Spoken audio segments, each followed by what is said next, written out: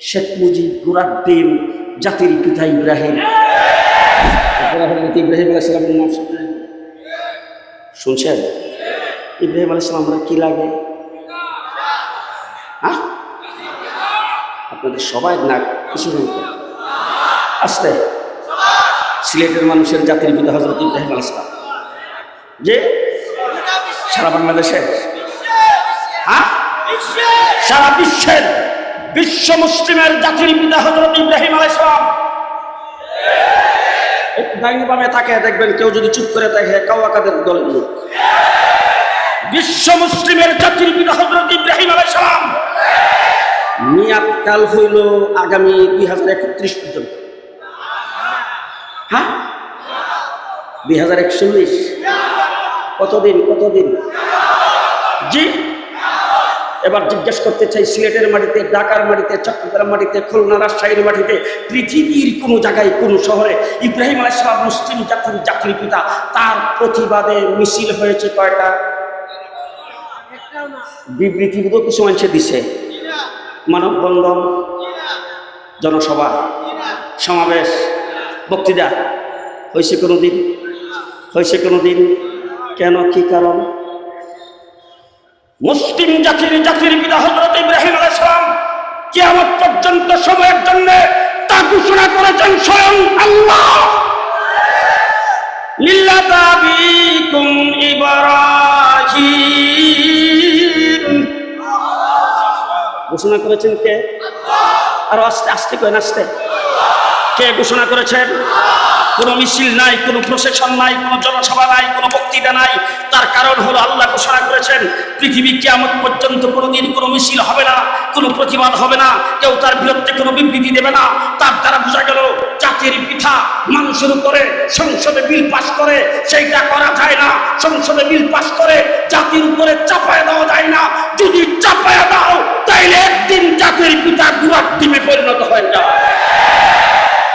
আজকে আমি বলি না, আমার মাদ্রাসার কোনো ছাত্র স্লোগান দেয় না, কিন্তু রাস্তায় নেমে অনেকে স্লোগান দেয়, শেখ মুজিব গোড়ার ডিম জাতির পিতা ইব্রাহিম।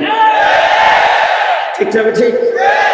আমরা একটা মূর্তির বিরুদ্ধে কথা বলেছিলাম, যাত্রাবাড়ির মূর্তি লাগাবে এক্সপ্রেস ওয়ের মাথায়, বাইতুল মোকাররমের সামনে দাঁড়ায় খুব সুন্দর মাধুর্য ভাষায় সম্মান, ইজ্জত সবকিছু ঠিক রেখে বলেছিলাম, মাননীয় প্রধানমন্ত্রী, আপনার বাবার নেতৃত্বে যেহেতু এই দেশ স্বাধীন হয়েছে, বাবা হিসাবে আপনার কাছে তিনি যেমন ইজ্জত আর সম্মানিত, আমাদের কাছেও তিনি সম্মানিত।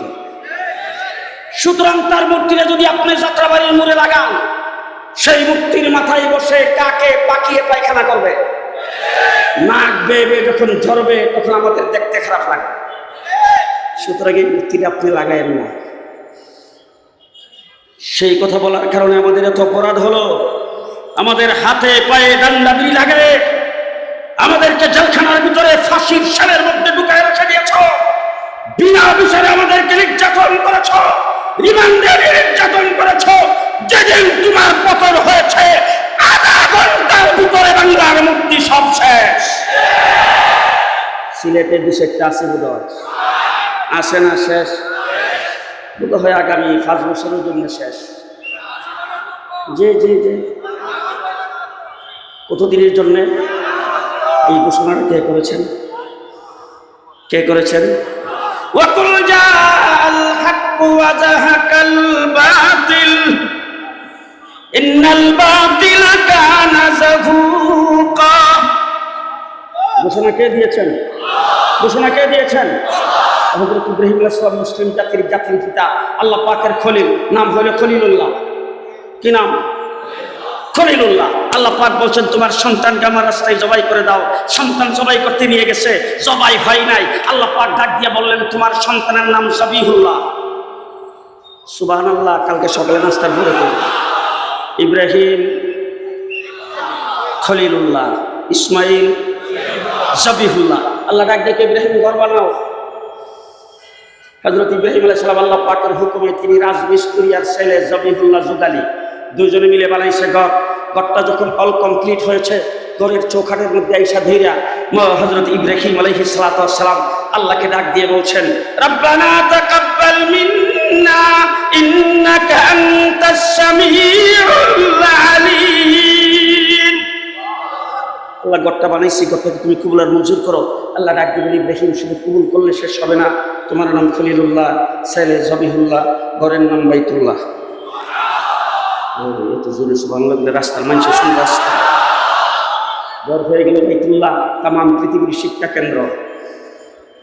আল্লাহ রাব্বুল আলামিন ইব্রাহিম আলাইহিস সালামকে ডাক দেখে, ইব্রাহিম পরীক্ষা যা নেওয়ার সব শেষ, এবার পুরস্কারের পালা। মান তো কিয়া মাংনা হয়, চাও আমার কাছে কি চাইবা, যা চাও তাই দিব।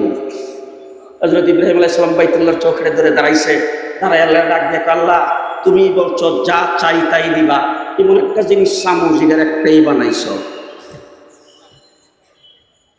রব্বানা ওয়াবাস ফীহিম রাসূলাম মিনহুম। তামাম পৃথিবীর শিক্ষা কেন্দ্র বানাইছেন আমরা বাইতুল্লাহ। বাইতুল্লাহর জন্য একজন শিক্ষকের প্রয়োজন, শিক্ষক হিসেবে তোমার হাবিবকে প্রেরণ করো। আল্লাহ ডাক দিয়ে ইব্রাহিম, দোয়া মঞ্জুর, দরখাস্ত মঞ্জুর। রাজমিস্ত্রি ইব্রাহিম আলাইহিস সালাম, যুগালি জবিহুল্লাহ, ঘরের নাম বাইতুল্লাহ, শিক্ষক হাবিবুল্লাহ। পাঠ্যের যখন প্রয়োজন হয়েছিল ইব্রাহিম আলাইহিস সালাম বলছেন, ইয়াতলু আলাইহিম আয়াতি, আল্লাহ পাক বলেন দরখাস্ত মঞ্জুর। তার নাম হলো কিতাবুল্লাহ, ঘর শিক্ষা কেন্দ্র হলো বাইতুল্লাহ, শিক্ষক হলো হাবিবুল্লাহ, তারপর পাঠ্য হলো কিতাবুল্লাহ।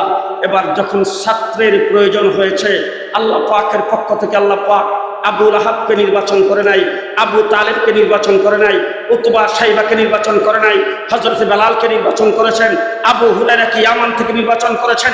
আল্লাহ তাবারক ওয়া তাআলা নির্বাচন করে ছাত্র হিসেবে ঘোষণা দিয়েছেন, উলাইকা হিজবুল্লাহ। ছাত্রকে হিজবুল্লাহ,